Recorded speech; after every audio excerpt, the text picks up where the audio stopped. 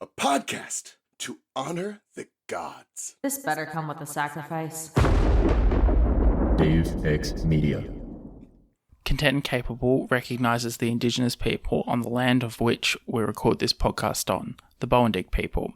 We offer a respect to elders past, present and emerging, and extend that respect to all Aboriginal and Torres Strait Islander people. Sovereignty was never ceded.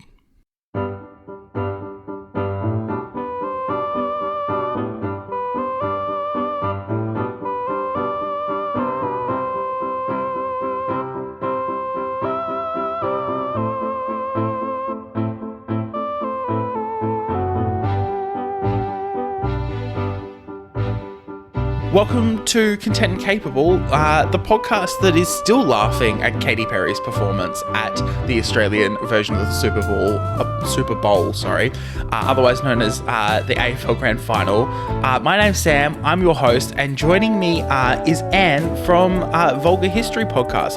Welcome to the podcast, Anne. Thank you so much. I'm so happy to be here. Yeah, it's definitely a fun week to be recording in Australia. I spent all afternoon yesterday at a friend's place watching our big grand final. It's that big sporting match for the year. Theoretically everyone watches it. And I felt very patriotic because I think it's the first time I've actually sat and watched the whole game and not gotten distracted or done something else. So it's definitely a day for it. And Katy Perry's in Australia promoting her new album and her tour. No, I'm sorry. Katy Perry, her new album, just stop promoting it, honestly. It's not going to happen. Anyway, sorry. She is just living life and there is so many memes. She had these giant inflatable silver balls that were part of the choreography. And they reminded Australians of a very Australian thing, what we call goon bags, which is your boxed wine, the silver bags and the boxed wine. They just look like that. And we're she's really embraced Australian culture here. If that's what we're seeing on our, on the biggest television, football match of the year. So, definitely iconic behavior there. It's definitely one of those moments where I've just been watching videos all morning, this morning, and just giggling at it and going, this is hilarious. And for those who may not know what Vulgar History Podcast is all about, can you give a bit of an explanation of what the podcast is about and how it started? Definitely. Big question, but I'll answer it. So Vulgar History I describe it as a feminist women's history comedy podcast. And I started it the first episode was in November 2019. So I'm coming up on my 5-year anniversary, which is surprising to me, but it's I started it in November 2019. So the majority of the podcast was recorded during lockdown era where it's just kind of what is time? So yeah, exactly. That's where it's been technically 5 years, but I feel it feels like 2 years. But yeah, so I started the podcast, and when I was doing it, I wanted to be really upfront. At the beginning of every episode, I say feminist women's history comedy podcast. And I say that every time just so people know what they're getting in for. And all the words are equally important. I might describe it differently now if I started it now, but women's history, when I started the podcast, it was all just women's history is what I was looking at. And just as the podcast has grown and developed, I've started doing some non-binary history, some gender fluid history. So it's not just women anymore. But it's still the concept of women's history, which is just kind of women not looking at the great men of history is basically what I'm doing. It's let's talk about history. Yeah. Let's talk about, I don't know what's well known, because people listen to this who are not history people. But if you say the Tudor era, it's okay, let's look at that, but let's not mention Henry VIII. Who else was there? So it's very much looking at women, but also other marginalized people, and very much when you're not looking at those great men of history, then you don't have to worry about the dates of battles and wars and treaties, which I've always found very boring. But instead, you're looking at the lived experience of everyday people. Yeah. Yeah, get rid of the testosterone and everyone, not really wanting to communicate with each other and just, taking it out in the battlefield and actually look at what day-to-day life and what people felt and how, things actually were, back in that time. Well, no, exactly. And then it's when all these men are out on the battlefield, but what was who was not on the battlefield, like maybe people like disabled people who could, like men who couldn't fight, but also like the women who were left behind. What were they up to? I'm like, that's so much more interesting to me than like, and there's lots of people, and like good for them, who like love to read the minutia of like Napoleon and his troops went here and then they like went behind these trees. Like people study that. I feel like the majority of history that has been shared with people is made by people who study that. So I'm just like, what about everyone else? And that's kind of what my podcast is. It's interesting because I don't know whether it's a saying outside of Australia and New Zealand, but we have basically a form of Veterans Day called Anzac Day, where in Australia and New Zealand it's a public holiday, and you remember the sacrifices made by troops, specifically from World War One onwards, because that's really when we became real countries. But the saying goes, "Lest we forget," and we talk about let the memories remain fresh in our head of the of the sacrifices that people have made. And it's a little bit patriotic, but also at the same time there's this weird like anti-violence message that not weird, but like underbelly of it all, where it's like these people sacrificed in these wars and some of their lives lost were a little bit meaningless. Like, let's be really conscious about what fights we enter into. But it's interesting then, going and studying history from that time. And a lot of that focus, at least here in Australia, which is really interesting, is split 50-50. You've got, what happened at these battles and stuff, which we kind of focus on, but also we're like, fuck the British, and we're like, we don't really care. You're obsessed with your battles and your dates.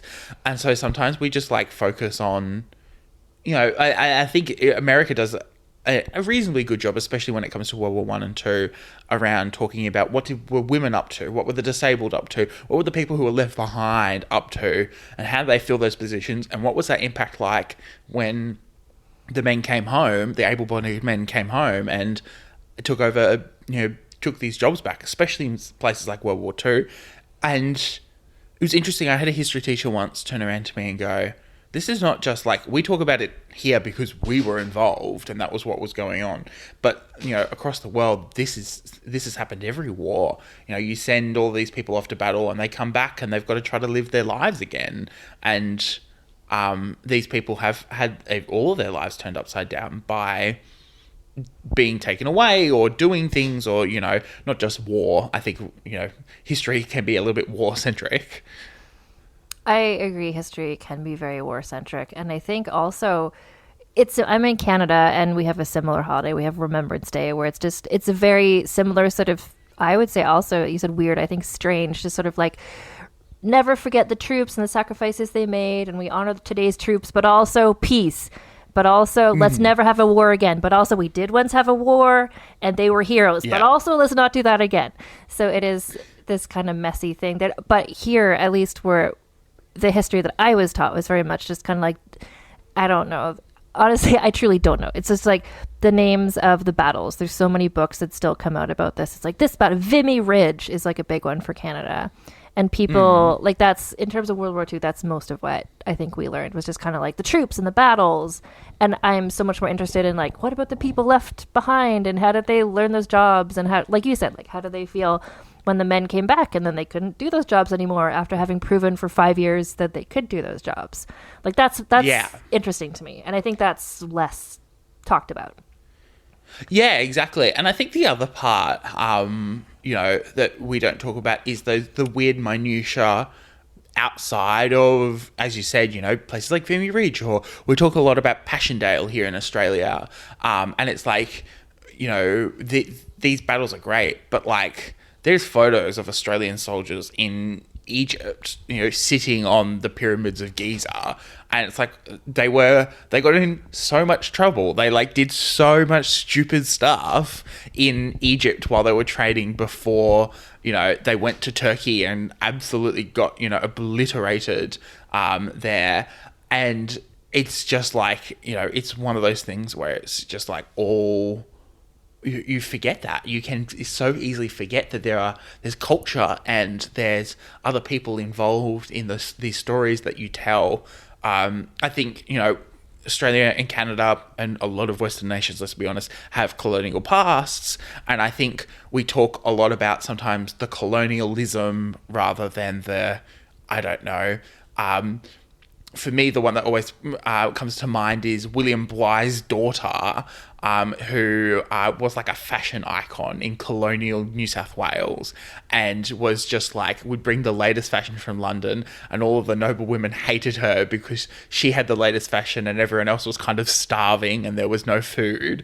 But, you know, it's that kind of like silly thing of like, you know, those day-to-day moments, which I find, you know, so much more interesting. And I also find it so much more contemporary or understandable when you read about, like, if someone came where you live or I live, and like where people, it's probably similar, I'm guessing, you know, there's like neighborhoods that are more poor than other neighborhoods, and if somebody just started like strutting around there like, oh, look at these new amazing clothes I just got from Paris, like people would be mad. I'm like, I can relate to what you're saying in New South Wales. It's like people have always been people and people have always been assholes, and there's this kind of concept that I think that I constantly am surprised that I still think, where you think, oh, in olden times people were more genteel, they were more polite, where it's like, no, they were like, people are just, they're exactly like we are now. Like people are still people, it's just we have more technology and like antibiotics now. That's the only difference, really.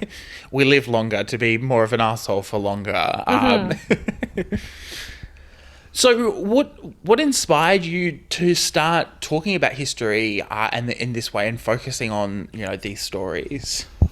It was a long journey, but this is a long podcast. I was looking at your feed. I'm like, okay, like we can get into this. Your episodes are like an hour long. Okay. So I guess working backwards, really. So the podcast itself, I started because I just as like a hobby, I had been sort of researching some lesser known women from British royal history. And I was finding it really interesting. I started writing essays, and it was all that I was talking about to all my friends. And I'm like, I think they're not interested in this, and I should find someone else to tell these things to. So I started a podcast, and happily, like I did find like listeners who are interested in this.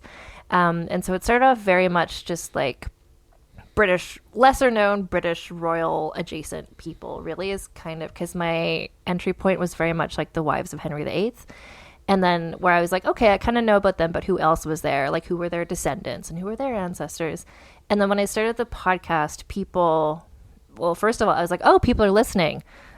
I kind of was surprised because it was sort of, I'm like, I'm doing this, like I'm in my kitchen right now, we're talking. That's how I started it too. I wasn't like, I didn't have grand hopes really for what it would do. But people started listening, and I started hearing from them from different places in the world and different situations in their lives. And I was like, oh, I really want to learn more about these other places where people are from, where the listeners are from, but also like hearing from listeners who are like from the queer community, listeners from different cultural backgrounds. And I was like, well, I want them to see themselves in the podcast too. I want to tell stories about other people. So that's where I've been trying to, since probably 2020, like I started in November 2019. And then probably about 6 months in, I was like, oh, I need to diversify what I'm talking about. And the more I diversified, the more I started having more fun, because the stories, there's messy and interesting stories among royal people, but when you get to like the average everyday people, it can get so much weirder and so much more interesting. And it's more exciting to me because I'm sharing stories like that aren't widely known, and I like to bring more light to especially people whose stories are just not known, not talked about. Yeah. Yeah, no, it's definitely one, and it's one of those things where like the more you look into it, the more interesting it becomes. You know, my love of history wasn't something that like it's always been with me, but my love of history came from hearing stories that I'd never heard. I've been taught about our colonial past. I've done the Australian curriculum of history. Like I've theoretically learnt it all. There's so much more. There's just so much more that a school curriculum cannot cover.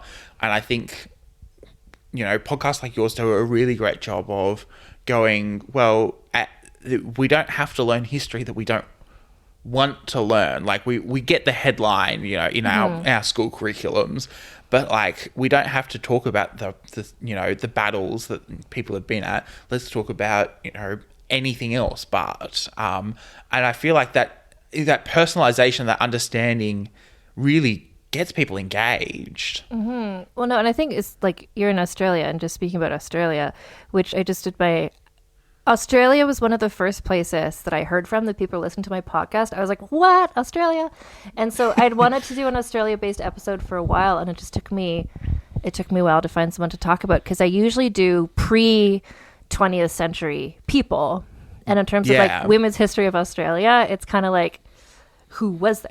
So I was really excited. Was there women? Yeah, no, well, and it's like, and who wrote about them so I can research them. But yeah, I found a researcher who'd done stories on bushrangers. And the one that we found that I decided to do the episode about was Marianne Bugg, who was an Indigenous Australian woman who was also a bushranger. And then I was hearing from people in Australia, they were like, oh, we didn't know this. I'm like, really? Because I thought I was just catching up to what all of Australia already knew. So to find the sorts of people I want to talk about takes more digging and sometimes more time, because it's so easy to find these, like you said, like the headline stories. Yeah. But so it depends. I'm just always thrilled when I find a book that already exists that tells these things, so I don't have to like sneak into the university and like look up academic articles. I love when there's a biography already written. Oh, yeah, 100%. Someone else can do like 80% of the work for you, and all you have to do is read a book and take notes. That's perfect. But yes, no, and it's like there are so many untold stories, so many stories that are easily forgotten. As you said, I think our bushranger history is quite famous. You've got the likes of Ned Kelly, but like realistically, as you said, were women who were bushrangers, Indigenous people who were bushrangers. Let's be honest, there's been plenty of Indigenous history erasure going on in white Australia. It's definitely a point of contention around the globe, but like at the same time, it's important to find those stories and let people know that they exist. And I think, the amount of Australians who probably don't know, parts of those stories or were aware those stories exist, I think it's massive. And it's funny that you said Australia were the first people like you realize were listening to the podcast. I feel like Australians are obsessed with podcasts. It's one of those few things, like, part of the reason why I'm into podcasts and why I love podcasting is because, like, my parents listen to podcasts all the time. They always have. And it's a weird, like, place where we're kind of just obsessed with them. Our traditional media landscape has been taken over by podcasts. Screw social media. We've got like every major news outlet has their own news update podcast. There are entire news companies built around, podcasting. There are entire media identities created around podcasting that, these people weren't famous before, but that, it's a weird landscape, Australia, in terms of, podcast land. Some of the people you run into and you go, you're actually just like incredibly famous around the world, but you're just some Joe Blow from Melbourne who just, talks shit on a podcast. I want to say, just for me as a Canadian person, I find anyone who has an accent that doesn't sound American, I'm just like, oh, this is interesting. So I think Australia might be finding success in podcasting because people in every other country is like, oh, an accent. Yeah. That must be this person is knowledgeable. An accent that isn't posh or American. Yeah. But to us, to people who, like, I'm Canadian, I'm pretty sure I sound mostly American. It's just like, this person, because they have an accent, I assume that they're smarter than me, funnier than me, more intelligent. And so just... Don't inflate my ego like that. It's a weird one, I think, accent-wise, and I think it goes back to history as well. It's interesting to see, how accents play such an interesting role in our history. The way that, like, language develops out of accents. I am really jumbled. I grew up in one part of the country. I now live in a different part of the country that has a different regional accent. I was reading comments on, I think, Twitter of all places this morning, just trying to figure out if there was anything I should be paying attention to. Someone's like, oh, there's some Australians that sound really posh. And they're like, oh, yes, you've met a South Australian who has this posh accent. but it's fascinating, and it's one of those weird things where I don't think we realize how powerful our accents are. I think I'm trying to think of a posh Australian accent. Is that where like Kate Blanchett, Nicole Kidman, like that sort of thing? Yes, yeah. They're all South Australians, and like I live in South Australia at the moment, and our local paper just is obsessed. Sarah Snook as well. She's a South Australian. But yeah, it's just like it's very like I don't know where it's come from because like Sydney and Melbourne, their accents are like broader again, probably closer to where mine is. It's just weird. I have an accent question actually for you. So your national, I think, heroes, Bluey, who is on your currency, I think. The accents on that show, the show's set in Brisbane. So is that... Yes. Do the people on that show sound like they're from Brisbane? So that's the city I grew up in. Yes. Like I think it's hard for me. Part of my accent got bashed out of me as a child because I sung as a child, and it's very much the round vowels rather than the Ocabogan accent that kind of comes in for me from time to time. But it's pretty accurate to people who live in Brisbane. The kids' accents, I find, are a little bit more rounded than the adults' accents. So it's nice to hear the adults' accents a little bit clearer and know that, they're all, the older ones they went to school in a different time where, speaking proper was encouraged, and the younger adults are, very much more went to school and were a little bit more bogan, and, Bandit's accent is very much more... Chili's accent's quite south. Like she has got quite a southern accent, very much, almost South Australian. I don't know where Melissa's from. I'd have to go and check. But she, I love how we're talking about Bluey. But yes, I'm obsessed with Bluey. It's one of those things where, like, as a country, we can't believe it's had so much success. We thought that this was too niche, content. And the Queensland government is like, yes, plenty more tourism money for us. Like, this is hilarious. And then there was some sort of heist when it comes to the money with the Bluey on it, because it was like a limited run, and one of the workers at the Mint like helped someone else steal it, and it was just this whole drama. It made headlines for weeks. I love that, and I love, like we were saying, like with history and stuff. It's just like a coin-based heist. Like that's been happening as long as there's been coins. That happened in like ancient Rome, I'm sure. Like but this is a Bluey coin heist. Bluey coin heist in the 2024. What is it? We look back at it and go, really? We were focused. We were worried about that. What was going on? And what I find interesting, just what you were saying with like the posh Australian accent and stuff. I think with the popularity of Bluey internationally, that is now what a generation of children think Australians all sound like, which is perhaps this more Brisbane accent, which is interesting because it is very interesting because Brisbane's not a large town. We always joke, me having grown up there, it was like, this is, Australia's biggest country town. Everyone kind of knows everyone.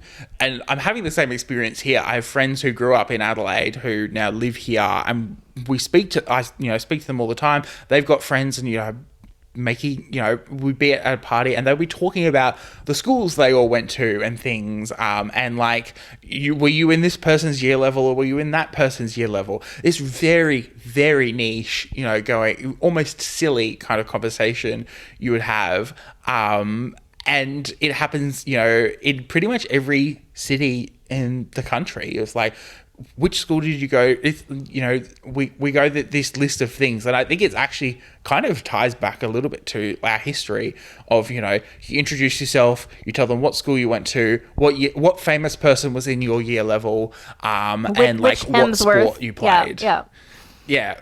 I assume that let's be honest, the Hemsworth I don't think went to school, but I had friends of mine who, like, for a brief period of time went to school with Rob Irwin, before he went back to being homeschooled.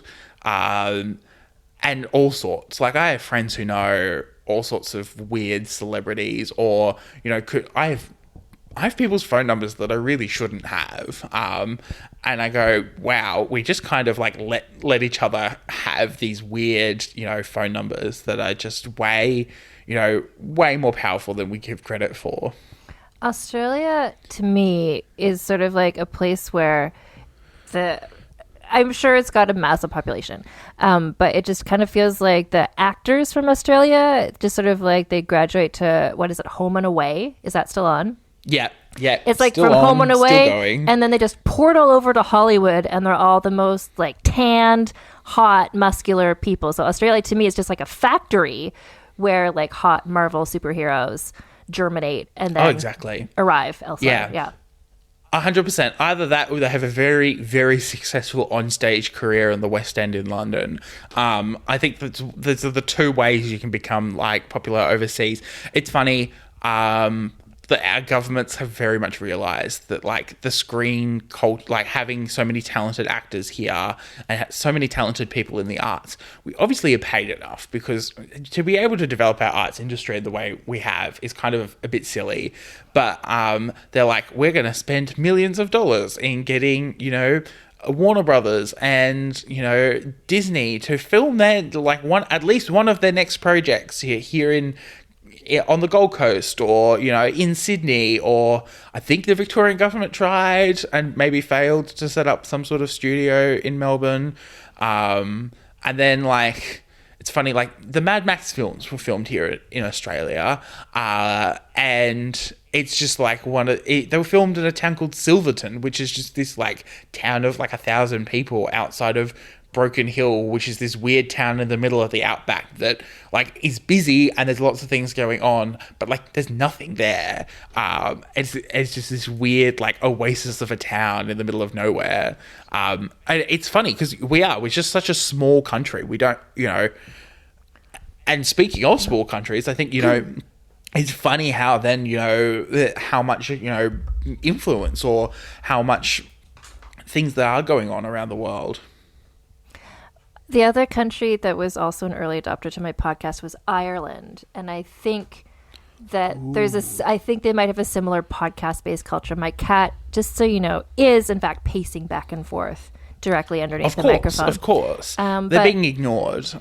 Yeah. Well, and this is, if anyone who's listening who knows my podcast, like she has made herself honorary co-host because I recorded my kitchen and there's not a door. So she just comes in. Anyway. Yeah, so Ireland, I feel like, is another place that I was really interested in learning more about when I realized the people from there were listening to this podcast. And I find the Irish people, many of whom settled Australia, I have since learned, because growing up in Canada, the history that I learned just in school, like the school that before I specialized, like I did a history degree and stuff, it was just kind of like the history of Canada, which is, just so you know, a lot of fur trade based paperwork and treaties. Because like in my generation, we weren't taught about the indigenous people. It was just kind of like these guys came, they're trading fur, beaver skin hats, like that's what was up. And then when you get into like world history, it's kind of like ancient Egypt, ancient Rome, like the Renaissance. It was all, I didn't learn about Ireland. I didn't learn about Australia. I didn't learn about China. I didn't learn about like Peru. So for the podcast, I've been learning about all these things. And so now I know and can say confidently a lot of people who settled Australia were from Ireland. And so I really see that. I don't know. So now I'm just like, partially, like you said, the podcast community, but also every time I come across an Irish person in even if it's not an Irish story, when they show up, it's always, I'm just like, oh, things are going to get good. Like when an Irish person is just like in the middle of the French Revolution, you're just like, oh, what's this guy? What grift is he up to? And he's always up to a grift. And I feel like Australia has a similar energy to me. Like both countries, I think when Queen Elizabeth II died, were just like making memes and laughing about it. Oh, of course. There was definitely a contingent, and it's funny. And I think this is the very interesting part. I think Ireland and Australia have very similar not to say that the same, because Ireland, it has a much closer proximity to England, and so I think was much more impacted by colonialism and its long-term effects, and it feels it a lot more. But there is this weird contingent of people who are like, respect the Queen. There was a very interesting conversation when she died about, where's the line, like what's too far, what's like not appropriate. And I have to be careful what I say, because it's a hard thing, I think, to understand, and even Canada, I suppose, to understand the impact that colonialism has had on all three of our countries, because we'll claim Ireland, but it's a very interesting thing, and I think having the monarchy there is an interesting holdover to it. Not that the monarchy has a huge amount of power, but then, having the monarchy overhead of us probably has more power, exerts more influence on us than we expect. Let's be honest, having governors and governor generals, having to sign off our laws, trying to explain that to anyone who doesn't understand our governmental systems is weird. And I have to tell people, the Canadians do this too. We've got, we've got to, put these people up who are, the Queen's representative, because, nothing can be signed into law without the Queen or King. And part of me doesn't want to even say King, because, to be honest, it was nice to be able to say Queen all the time. I was just on a trip like a month ago. I was in London briefly. And that just really reasserted to me just how pointless the British monarchy is. They're really, and I think I've heard this before, like their role at this point is to encourage tourism to England, and they do that. Like, people go there because they want to see like the palaces and stuff. And so much of it is just like the history of it all, but it's just kind of like, really. My friend was in London like a week before I was, and she told me they were just, I forget which park they were in, but suddenly the park was just like, they're like closed down all the paths. They're like, oh, because the king is coming by for the opening day of Parliament. And this is kind of what you were saying, but it's even dumber. Yeah. Or it's even more ridiculous, because he came by in his like gold-plated carriage, like a horse-drawn carriage, in the calendar year 2024, to go to the Houses of Parliament, because I guess there's this ritual on the first day where the king goes and he knocks on the door, and the Parliament says like, no, the king doesn't tell us what to do anymore, and he's like, okay, bye. So it's like this like pantomime performance is going on, where it's just like, what? Like, maybe that made sense in 1825, but now it's just like, what are we doing? Why are we doing this? It's like to shut down the streets so that this like 70 whatever year old man can go by in a horse-drawn carriage to like ceremonially knock on a door is ridiculous to me. And it's like, the monarchy made sense even 100 years ago. It's like they were doing stuff, but now it's just like, what? And the people who defend them so staunchly, I'm just like, why? Like, it anyway.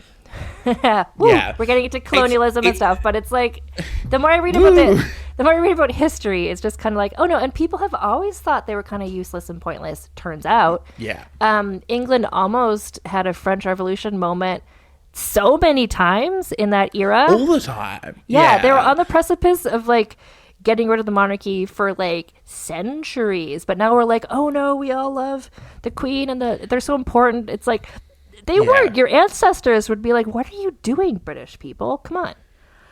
Yeah, and it's very interesting to see the conversations post the death of Queen Elizabeth II about how well liked she was, like kind of just going, look, if we have to have a monarchy, having Queen Elizabeth II is not the worst monarch out there.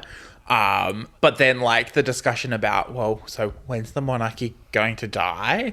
Now that she's dead, it's like, this not assumption, but this like understanding that the monarchy probably won't be very functional, beyond this generation of monarchs.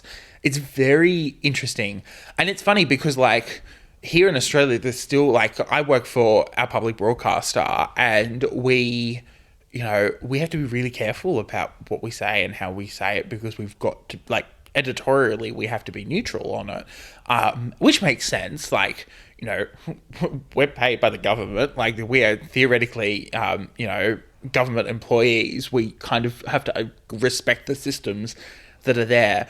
But also, we've got to question them and hold them to account and kind of go, you know, why do we still do this? We had a new Governor General sworn in a couple months ago, and I watched, like, there's a TV that sits in my booth while we do our breakfast show, and I was watching it on the TV, and I was like, wow, this is a lot of pomp and circumstance. But also then I've had family who've worked in the military who have been a part of that pomp and circumstance, who have, and I kind of go, I kind of like it. It's like going to church, you know. Yes, you don't really believe in the system, but maybe, you know, here's a very, very precise ritual of exactly what you need to do and when you need to do it, which is very handy.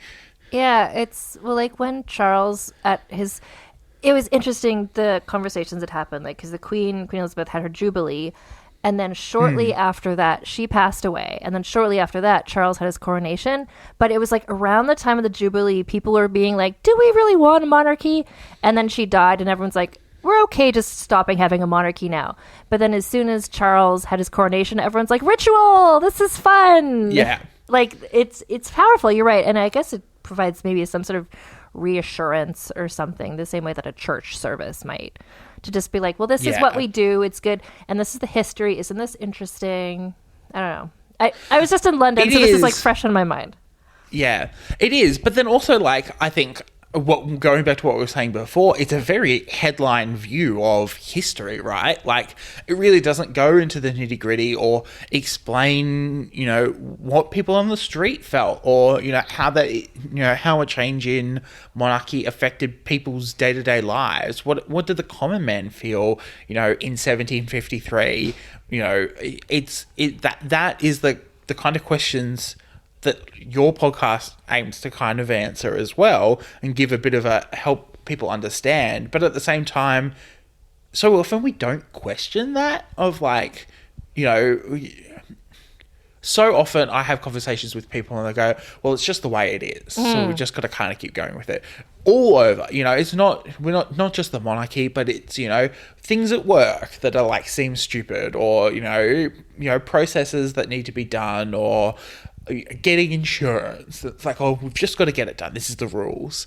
I saw someone put up a chart the other day of Australians, UK, Americans, and Canadians, and it was this bracket of like, hates rules, loves rules, pretends they hate rules, and pretends they love rules. And Australians were like, pretends they hate rules, but actually loves rules. Like, we are a rule-following nation. We will, if there's a rule, we're following it. We don't care. Like, we just do it. No questions asked.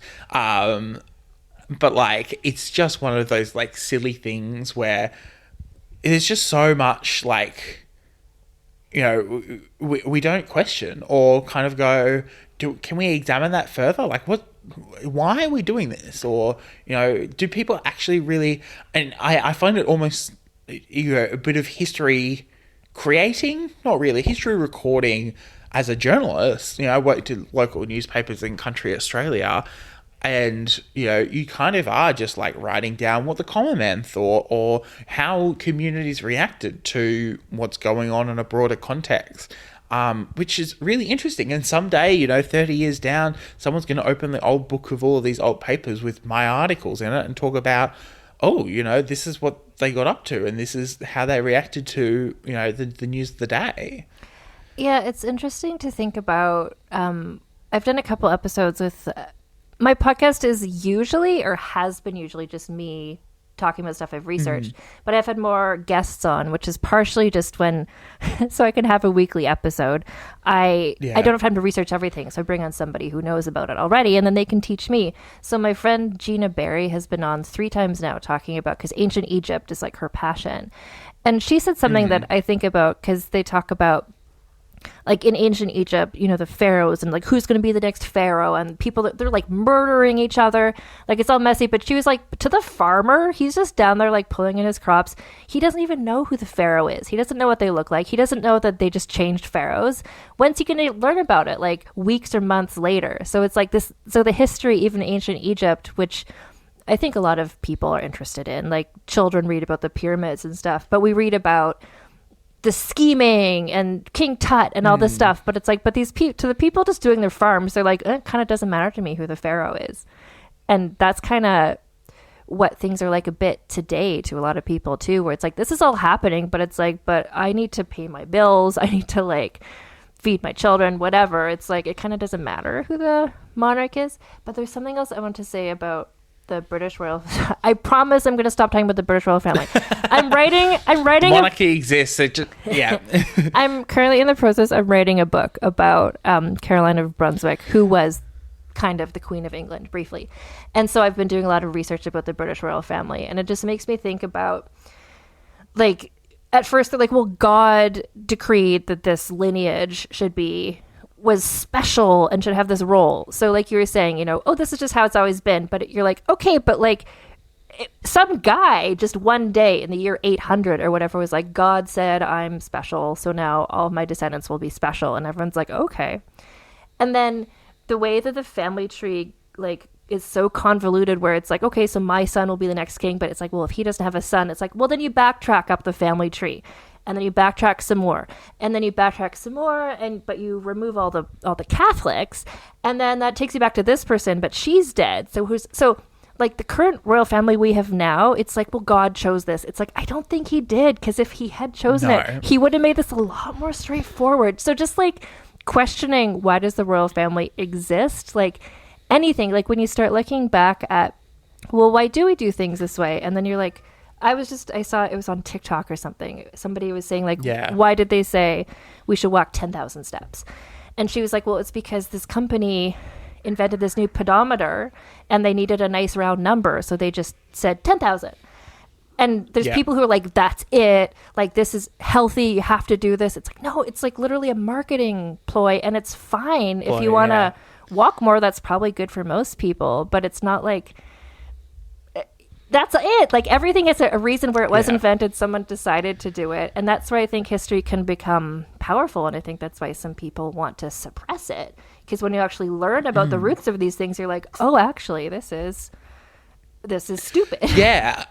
I think history allows you to kind of really question authority a lot as well. Like, when you realize that some of the authority that people hold is just like, kind of just in name, not to give them any credit, but the sovereign citizens movement kind of like, I look at it and I go, you're deeply silly. Like, of course you're going to get in trouble and of course you're going to go to jail, but at the same time, like, yes, theoretically all of the authority that people hold is kind of on paper, and like it doesn't make a huge amount of sense, and I get it. Like, I get why authority doesn't make sense. You look at the history and you kind of go, yeah, we made this arbitrary decision 200 years ago and now we have this. Yeah, well, and then you see that in America lately where, like, well, I guess for a while, but it's just become unavoidable to hear about it in other countries where they're like, well, the founding fathers wanted this. And it's like, they were slaveholders in like 17 whatever. They did not live in the world we live in. So why do we think that their words were like, why do we think they were prophets? That everything they said should happen exactly like that 200 years later? Like, no, that's ridiculous. Like, but there's this kind of like, oh no, they're like, it's sacrosanct. What they said was perfect and we have to follow it. Like, what would they have wanted? It's like, who cares what they would have wanted? These guys, they never ate, I don't know, like they never had hummus. Like they were just like, it's a different world from what we live in because it was very, very long ago. So to try to live the way that they would have wanted, like if they traveled to now, they would be like, oh, this is great. I don't know. They'd be like, oh, wow, fast food. Like they wouldn't be like, why aren't you doing what we said? Yeah, exactly. I think they'd be more overwhelmed by, how fast you can reload a gun rather than, oh, thank God you have your well-protected militia. Good, you're listening to me. Yeah. And it's just like, it's fascinating. And, these people were alive. We have written, documents. We've, history. It's only a few generations old that explained who these people are. We understand these people much better than some of the history that we've lost. You mentioned Peru, 20 minutes ago at one point. And I was like thinking back to, a lot of those ancient cultures were really quite far advanced and well developed. And we've lost a lot of the details around that history. You know, we've got some, and I think, you know, the work that's being done is great, but we've lost a lot of it, and we aren't taught a lot of it either, when it is a significant culture that really has, impacted a lot of people's, perceptions and understanding of the world around them. And I think so often we're so quick to just kind of go, whatever, we don't care about it. But, as you said, this is history, this is a lie, these are people that we're talking about. And it's so hard sometimes, I think, to feel like understand that and not be and not kind of like then live your life without empathy or understanding for the people around you and the history that you might be potentially able to create or record. Well, that just makes me think too about another, like, I'm really grateful to the podcast, which I continue to do because people are listening to it and I find it very energizing, and I really want to like hold myself to the standard that the listeners I think are holding me to, but I'm also learning so much stuff, so much cool stuff, like speaking of Peru and stuff. So I did an episode about Mexican history, which was like the first contact with the Spanish conquistadors, and at that time the city, like basically where Mexico City is now, is a city called oh god it was a while since I did this, but it was like Quetzalcoatl. And it was at that time bigger and more populous than London. Like it was a city, it had infrastructure, it had buildings, like it had been there for quite a while. Like they were doing their thing. But then to sort of make the narrative work, the sort of propaganda narrative, they're like, oh, the white people came and they like quote unquote saved these people. You couldn't say that. So much history for a long time was being like, oh, they were like backwards, like they were, but it's like, no, they were living in a more populous, successful, thriving city than what London, England was at the time. Yeah. And then Hernan Cortez and stuff came in. So for me to learn that is really eye-opening and really interesting, especially about like indigenous cultures. Because there is this kind of narrative, like if you need to make Christopher Columbus or Hernan Cortez or whoever into a hero, then you have to take away the agency of the people who they conquered. Yeah. And then we're like hundreds of years later, we're still living with that. And the people get mad when you say like, well, maybe Christopher Columbus was kind of terrible. And people are like, no, you're changing history. It's like, no, history was changed. And now we're kind of fixing it. But that makes people so mad. It makes people really mad when you challenge these like core beliefs that they were raised. Or exactly. Like, James Cook is credited as the white person, well, the British person, because let's be honest, way more people discovered Australia before the British did. But the British person who discovered Australia, and my favourite thing, and I always laugh whenever someone says Captain Cook, because I'm like, that man got killed in Hawaii by the Hawaiians for being a bit of an asshole. Like, this man was not to be taken seriously. And there's a botanist that was on that trip with him to Australia, and I forget his name, who's quite influential in the end in terms of like where in Australia was settled. But he was a pain in the backside as well. And he's like, these people are not like these people are human. They make silly decisions. They might be naturally unlikable. They're in positions of power, that maybe they didn't deserve, or they've accidentally inherited. Let's be honest, history's messy. So many unqualified people are in positions of power nowadays. If you think back to in the time of sailboats, of course there's going to be unqualified and underqualified people in charge who are now credited in our history books for doing way more than they probably actually did. Mm-hmm. No, it's the same thing with Christopher Columbus, who I also learned more about for the podcast. But in his lifetime, people are like, this guy kind of sucks. Like, and the techniques, quote unquote techniques, the genocide that he was doing, like his funders, like the Spanish king and queen, were like, this guy's taking this a bit too far. So like in his lifetime, he was seen as being kind of a shitty person. And then I don't know these facts, so I'm not going to say them, but the US has like Columbus Day. And and so people, and then that's been changed to something, I think, honoring the indigenous people in some states, and people are mad. They're like, no, don't take away Columbus Day. And it's like, first of all, Christopher Columbus sucked. And second of all, Columbus Day was invented in like the early 1900s. It's not like since time immemorial, this has been Columbus Day. It's like, no, the Italian lobby were like, we want a holiday celebrating an Italian person, Christopher Columbus. Like, it was, so just the way that people are just like attached to things that are actually quite recent is another baffling thing. I learnt like last week that so in Victoria they have a public holiday the day before the AFL grand final. Sorry, grand football finals are on top of mind at the moment. But that holiday's only existed for 10 years, and it was created by, you know, the government that's currently in power in that state. Like that state decided that they wanted an extra public holiday, and quite literally the same party has been in power since, which, I don't know, credit to them. There's a statue of the Premier who that's going to be created to honour him for creating the public holiday. Well, not for the public holiday, but kind of in part for the public holiday. But like, there's so many things are so recent. Like, every January we talk about Australia Day and whether we should be celebrating Australia Day. It's, you know, on the date that James Cook discovered, you know, botany. No, sorry, not James Cook. The first fleet like landed in Botany Bay, and you know that's the start of a period of immense violence for Indigenous peoples across the country. And it, you know, for many Indigenous peoples, it actually is a day of mourning rather than, you know, a day of celebration. And so the debate goes, you know, well, do we change the date? Do we have another national holiday where we celebrate, you know, our country? And I always go to, okay, so what date are we going to do it? Because there are so many public holidays in this country. You don't want it to clash with any other public holiday.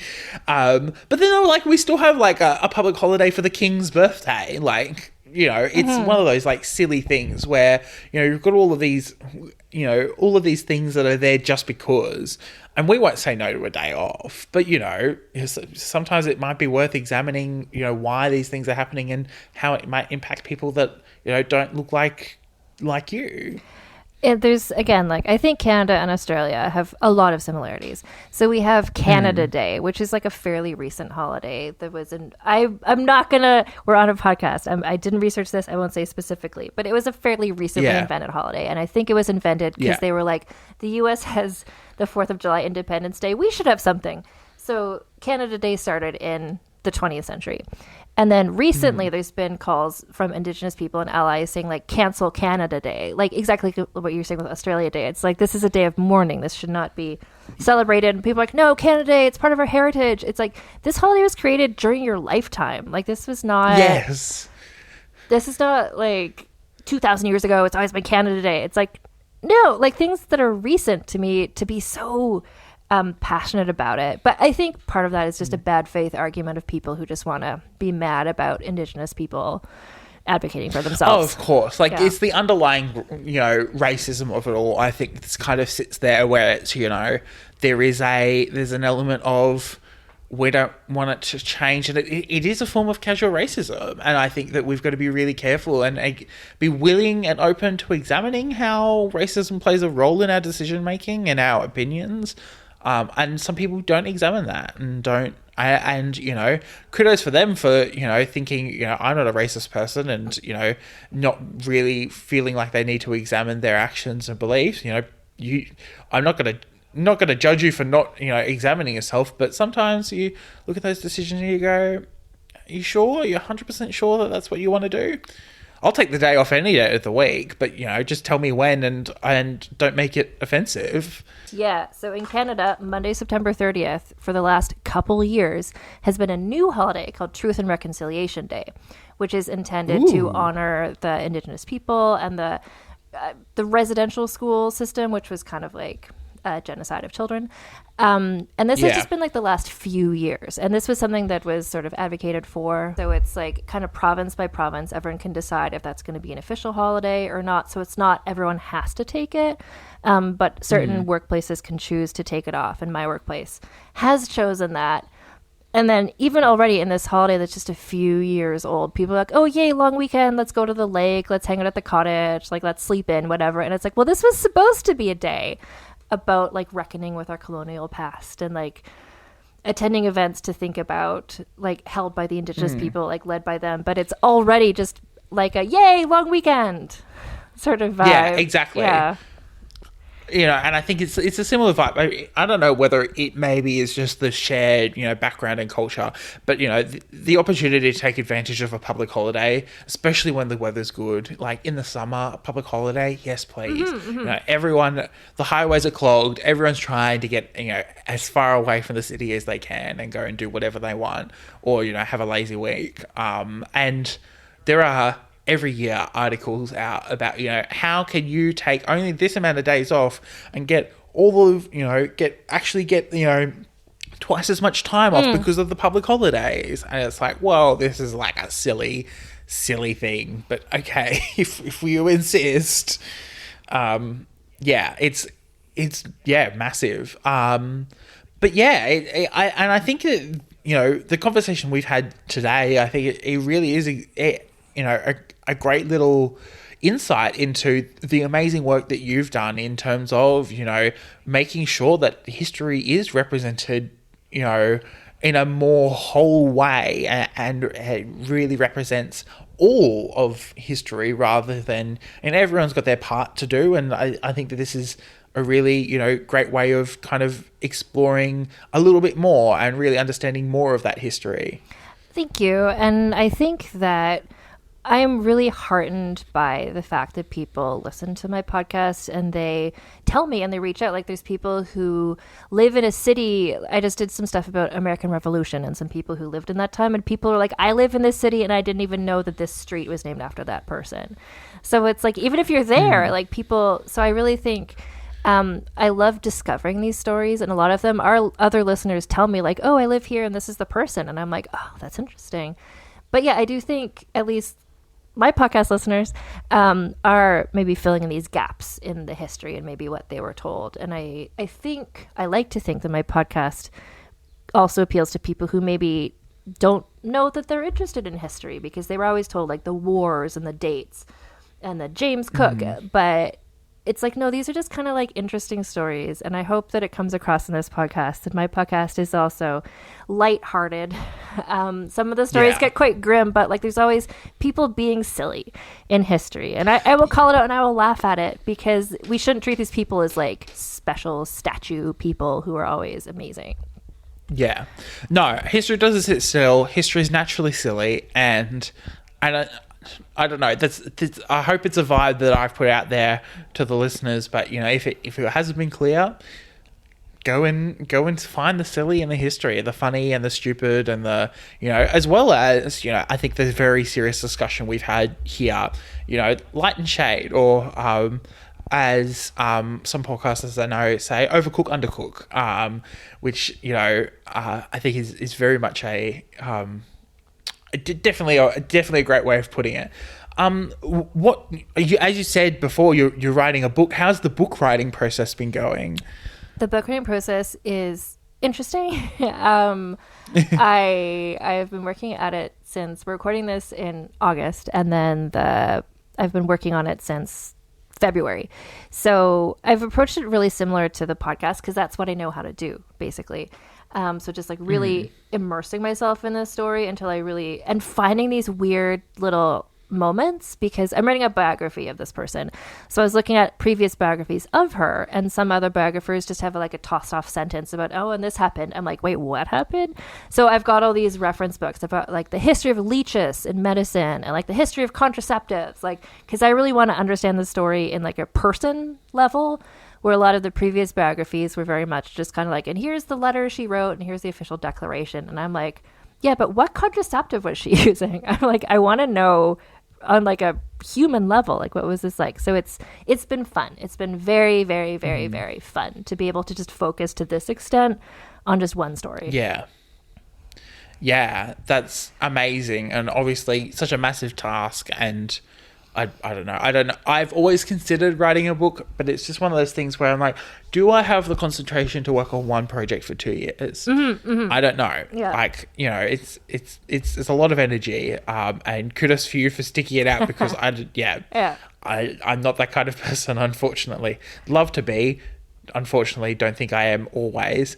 And for the podcast moving into the future, are you hoping, you know, for, I don't know, even more fun?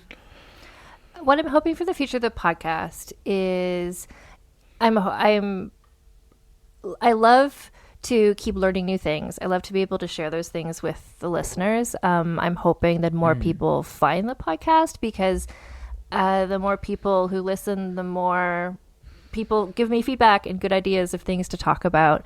I'm hopeful that especially when the book comes out, I can do like live events and things like that. Like, because I'd love to go to all these places where these listeners are, and the book is a good excuse to travel around because I will have like an object to be selling, make it a business trip. But I really love, because I'm reading all this history, I would love to go to Australia and see these places that I've read about. I love to go to Ireland. I love to go to Peru, like all these. So I'm hopeful that in the future I'll be able to travel more, but with the podcast. Yeah, exactly. And yeah, thank you so much for coming on the podcast. Where can people find you on the internet? Well, first of all, the podcast you can find, it's called Vulgar History, and you can find it literally everywhere. I think I keep finding out about new places where podcasts can be, and when I find one of those, I make sure it's there. So if you look up anywhere, Vulgar History is there. In terms of me and myself and my social media, at the moment, because, I mean, everything is kind of chaos since Twitter went to hell. But I found, I think, a good community on Threads is where I am a lot, and Instagram. And both of those, my username is Vulgar History Pod. So that's where you can find me. Amazing. And has there been anything that you've been reading, listening to, watching that you wanted to plug? So I've been writing a book and working a full-time job and doing a podcast. So when I am reading or watching things, it's comfort. It's all I can do is just familiar comfort things. So what I'm going to plug is Murder, She Wrote, reruns. I love Murder, She Wrote. It's my comfort show. I love Angela Lansbury. I find it very soothing. And I've been reading a lot of Agatha Christie books because those are also I like a murder mystery, and I don't have the brain capacity to listen to or read or watch anything I don't already know the story of. So I will plug this specifically, but I think for anyone else, I'd recommend just think about what you loved as a younger person and just revisit those things because it's a delight, actually. Yeah, definitely. And it's always nice, like, and I'm the same, I think, you know, when you are doing so much work in, you know, that would be considered, you know, reading as a comfort or something like that. You've got to do something that your mind can absolutely just switch off on. I'm totally for it. It's definitely one of those things I've been trying to find more shows that my brain can turn off while watching. At the moment, usually it's Gilmore Girls because they talk so fast. It's just this like constant stream of noise in the background. But every now and then they do something non-verbal, and I'm like, oh gosh, I gotta go look and see what stupid thing they're up to. What I've been doing with Murder, She Wrote is I just kind of like let it I started with season 1, and I just kind of like let it, one episode blends into another, and I just look up every now and then. I'm like, oh, it's Jerry Orbach, that's nice. Like, you know, like you know the story because it's quite I've seen them all before, but also it's just kind of like you watch it like, oh, that's clearly the killer, and that's I get it. Like, you don't have to think about it, and you can walk out of the room, do the dishes, do a load of laundry, come back. It's the next episode, but you're like, that's fine. So that sort of I could see Gilmore Girls being good in that way too. Yeah, exactly. And I've seen it so many times. It's just very predictable. Well, you can find me at sam.the.journalist on Instagram and on TikTok. You can also find the podcast, Content, the letter N, Capable, on Instagram. We're on Threads and Facebook and wherever else you find podcasts as well. I'm always looking for new ways. I'm currently I've been delaying it. I need to put the backlog of all of these episodes on YouTube. It's just one of those silly things where I have to verify my identity. That's what for I Google. just did. That when I said like I keep finding new places where podcasts are, I'm like, oh, people listen to podcasts on YouTube. Like 2 weeks ago, I just did it. And what was great is once you verify, you just like put in your RSS feed, and then you just like go to and bed. it does it all for the you. next day, they're all just there. Yeah. I know, it's very nice. I'm looking forward to doing it, and the satisfying click of it all being uploaded so people can listen to it. Because I think YouTube Music is having a bit of a comeback, and YouTube Premium, people seem to actually pay for it. It was something that I never expected people to actually pay for. So it's definitely been an interesting one. I am going to plug another turn your brain off moment. There's a new TV series. I think it's coming out on Hulu in the States, but it's on Disney Plus for everywhere else that doesn't have Hulu. English Teacher, which is a FX TV show based in Austin, Texas, and it's just like about this English teacher. And you know, you have these like high school dramas that you would watch as TV series or whatever. It's like a high school drama, but it's the teachers rather than the students that are the main characters, which is just a lot of fun.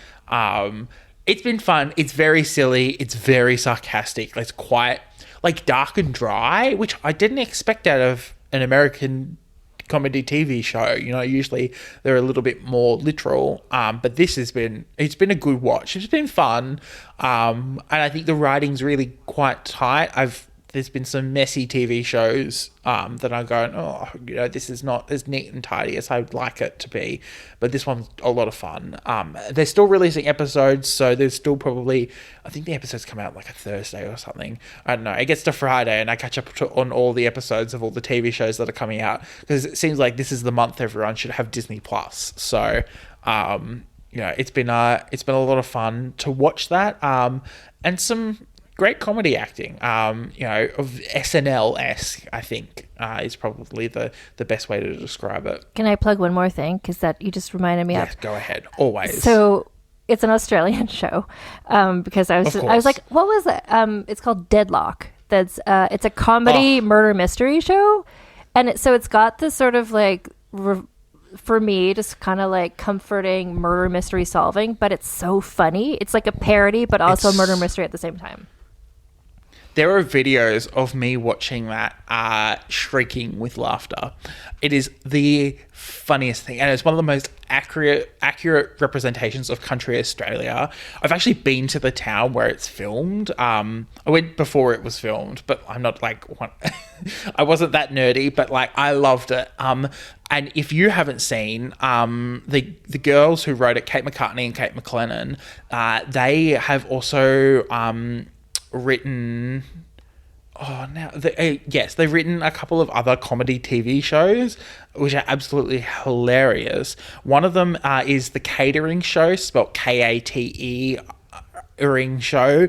It's on YouTube, I believe, because the series started on YouTube before it was picked up by the ABC, and it's hilarious. They just like every parody of every cooking show is in this.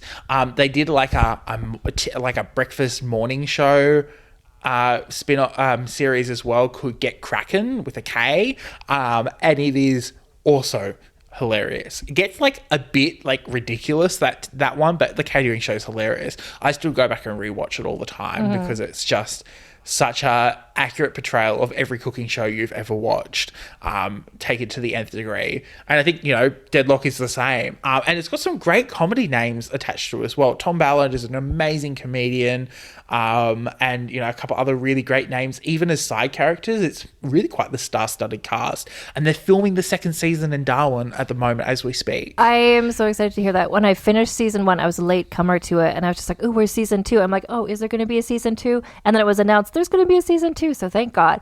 But I do want to say about that show, Deadloch, I just like a murder mystery, as you now know very well about me, but I liked that show, and the two Kates, I'm really excited to see their other stuff. But the fact that the show, the main characters were like middle-aged women, was really fun for me as a like middle-aged woman to watch. And almost every man in the show was just shitty. And I'm like, that's what my podcast is like, where the women are the main characters, and when a man shows up, it's just to be the worst, and you boo him. And I'm just really comfortable with that vibe, and I really liked it.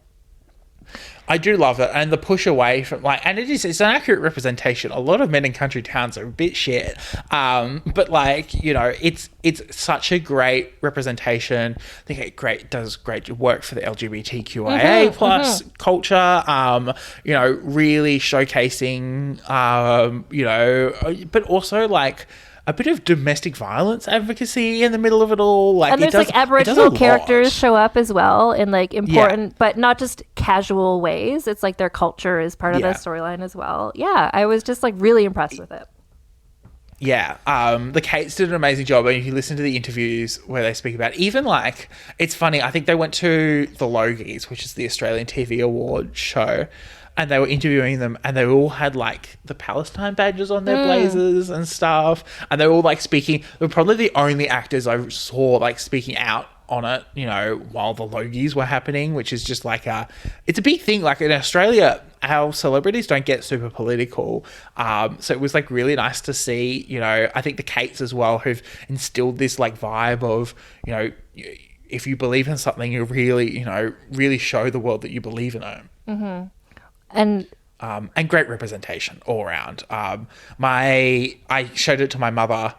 I was like, this is one for you. And Mum watched it. She absolutely loved it. And she said that my dad would sit there and watch it because he actually wasn't interested in the show. He was just more interested in watching my mother react to the show because he thought that was more funny. Dad didn't get the comedy. I don't know why, but he wasn't. And I was like, well, you're missing out, Dad. Yeah. I will also plug Bluey, another Australian show. Always. Which, in terms of comfort viewing, it's just a warm hug wrapped around you, that show. And they're only 7-minute episodes.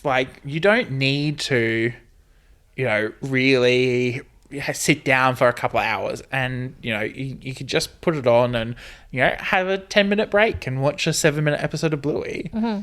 Mm-hmm. Exactly. Well, thank you so much for inviting me on your podcast. This was so fun. No worries. Thank you so much for coming on. I really appreciate it. Content and Capable was recorded, edited and produced by Samuel O'Brien. You can follow the podcast at Content, the letter N, Capable on Instagram, and you can find it on Facebook. You can also send an email through to contentandcapablepod@gmail.com with any of your thoughts, queries or concerns. The best way to support the podcast is to leave a review on your preferred podcatcher so more people can hear the podcast. The art was done by Opia, and the music was written, edited and produced by Jason Hilton. Content and Capable is proud to be a part of the Deus Ex Media Network, where you can find a podcast for any of your nerdy interests. Do you love to be super scared? Do you enjoy listening to hilarious hot takes on timeless classics? Well, fear not, listeners. I'm here.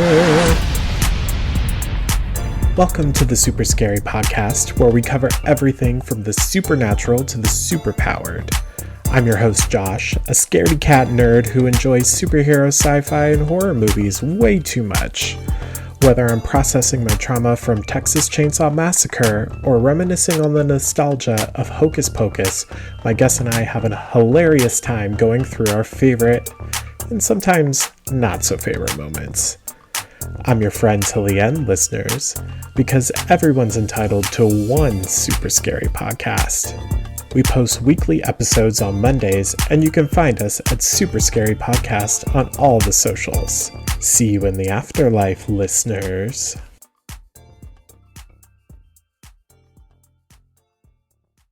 Thank you for listening to Content and Capable. Don't forget to rate and review, and we'll see you next week for another episode.